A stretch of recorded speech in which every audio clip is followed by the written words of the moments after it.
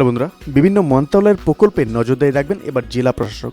এরকম একটা বড় আপডেট কিন্তু আমাদের সামনে আসছে, যেখানে নৌ পরিবহন প্রতিমন্ত্রী খালিদ মাহমুদ চৌধুরী বলেছেন যে এখন থেকে বিভিন্ন মন্ত্রণালয়ের নেওয়া যে প্রকল্পগুলো সেই বিশেষ নজরদারিতে রাখবেন জেলা প্রশাসকেরা।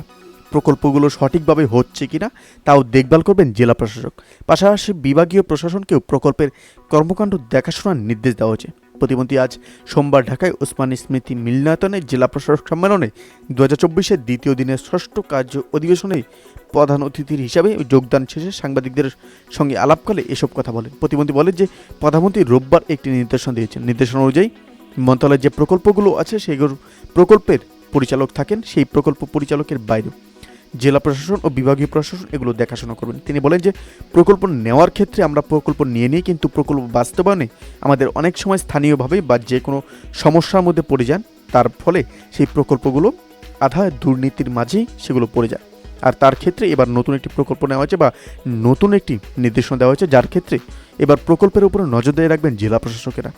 বন্ধুরা, এই আপডেটটি নিয়ে আপনাদের কি মতামত অবশ্যই আমাদের কমেন্ট বক্সে জানাতে ভুলবেন না।